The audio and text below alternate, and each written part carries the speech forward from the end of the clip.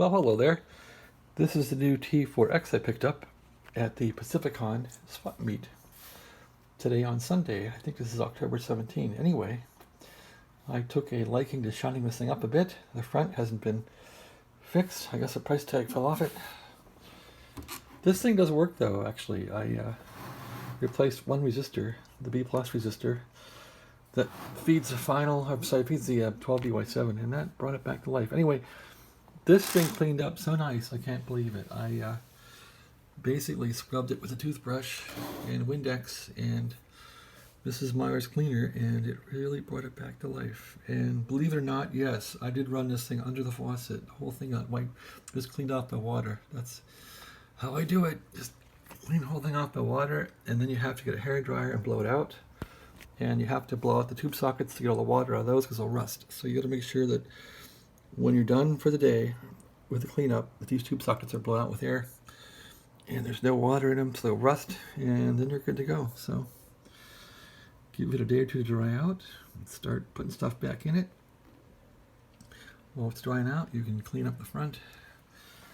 I'll take off the front panel here, take the knobs off, give the knobs a bath. Take all this out, little plastic guy, give that a bath. Clean up the mylar in here, a little spinny thing. Grease up the PTO gear in here, and that's about it. I'll cut some new filters to make it Drake blue. Put those in. Put some new LED bulbs in this baby, and it's one for the collection. It's one for the collection of Drakes I've been working on. So it's been fun, and this is therapy. When you do IT work all day and you're stressed out, this is really good therapy. So there's the PTO. It spins real smooth. And this is like an older radio. It's a T4X, not a T4XA, not a T4XB, not a T4XC, it's just a T4X. So yeah, just needed one resistor. I couldn't believe it. And it came back to life. And I'm really happy with how clean it came out. I did try to rub it here a bit. And you shouldn't rub these with anything because you'll scratch them. So I rubbed it with some Brillo right there, and they got varnish on this deck, and you'll rub it off, make it look funny, and it'll corrode. So don't bother trying to clean it. Get a toothbrush, just brush it off with a toothbrush. And that's about it. I'm probably going to put in some capacitors to this thing. I'm not going to take this cap out or put a hayseed cap in here, which is expensive. I found these cheap straps from China, from Amazon, and these don't, it's like 12 bucks for a bag of these babies, so I'm just going to put 2 of these on the bottom to the B plus, and this thing works perfectly as it is, but I'll throw 2 of these on there anyway. The other one I had, the other Drake I have doesn't, well, this one here, this one took me a long time to figure out and fix, and I just put 2 caps in this one. This is a T4XB, and that thing was a real dog to fix. It just took a while. This one has been a delight. It's not all dirty, and it came from a nice home, I suppose. I don't know who had it, but I think the guy I got it from, I think he bought it early in the morning from somebody else real cheap and sold it to me for more money, but I still got a great deal. I sure like the guy too. He's from San Jose somewhere, so it was a nice time. Anyway, here's the underbelly of the beast. And it looks pretty much like any other Drake under here. This one, though, I think it soldered nicely, so whoever was doing the soldering on this one did a good job. Maybe Drake had like better quality in the earlier days because people weren't in such a rush to get things out the door. It does look to be in good shape. I have to detox the switches. They're full of crud, but they always are after sitting for so many years. And yeah, there's a capacitor right there. So I'll throw in the small caps in there to get that done. And I'm really happy with this thing. It's something I'll put away and maybe use someday when I go to a place where I can put up an antenna and play with this stuff. Or it's going to get sold. Who knows what'll happen. But it's been therapy, reviving these things. So yeah, so what I also do is I usually take this apart and pop out the whole band shaft. So I pop this whole shaft off, clean it up, and grease the little detent thing back here. Get that ready to go. You don't want to grease this gear ever, from what I'm told. And this gear is amazing because it takes everything at a 90-degree angle and it keeps the crystals up here for the injection frequency all synchronized. So it's a pretty wild thing. I mean, if this thing broke, good luck. If you break anything in this trying to fix it, you just throw it out because there's no way to get these parts anymore. Unless you cannibalize another radio, there's no way to find parts for it. So yeah, I think whoever built this one did a pretty good job. I don't know if it's built in phases, but I don't see many wire burns. On some of these, you'll see the wires have like burns all over where people were soldering in a hurry and they've burned wires and just hit things and had trouble. So anyway. Okay, oh yeah, here's the famous fuse that always, or fuse, the famous resistor in these is this little dude right in here.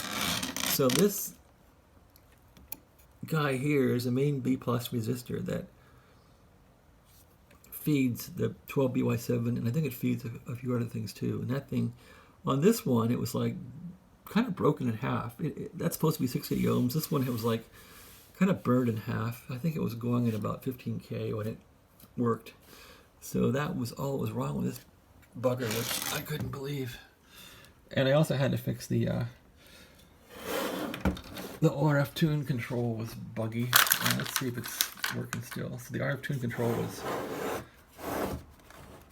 not doing so well. And so on these, this RF tune control, you want to be able to go from 10 meters at the top here all the way down to the end. And what this does is just simply is putting slugs in and out of coils, and so you're changing the that would be the, I think, the reluctance of this thing.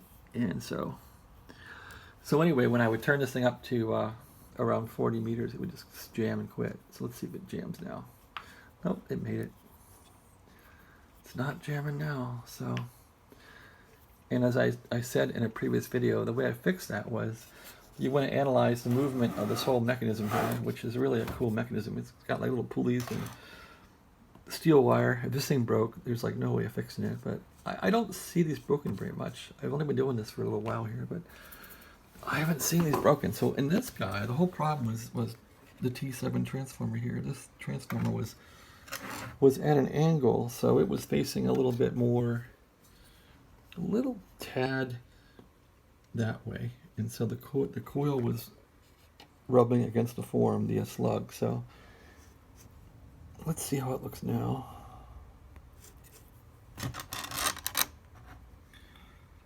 It's looking pretty good. So I'm a software guy by trade. I do like Python programming and DevOps. So this has been real therapy for me, because programming is by nature very stressful, as are Scrum meetings and the things we make you do these days to keep a job. All right, well, that looks pretty good. It just goes up and down like it should. Of course, this thing is still dirty. I did clean up a lot. I mean, if you look at the previous videos, it looks a lot better, but there's still dirt in here. But hey, what you really want to clean out, though, is you get a radio like this, you want to clean out this finals cage. In some cases, this is full of dust, and there's about 600 volts in here. And RF-wise, there could be, I don't know how many thousands of volts of RF in this thing, but this stuff can arc over. Dust can make these arc over to the cage. It just makes a big mess, so you really don't want to have arc overs. All right, well, that's about it.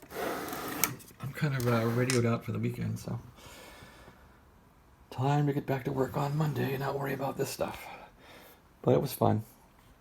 Anyway, that's the new T4X. This precedes the T4. I'm sorry, the T4XB. This precedes it. I don't know if it was a T4XA, but I sure like the little dinky knob here. It's fine. It's actually might be better than the newer one. It's just really nice. But I guess I got to change things, right?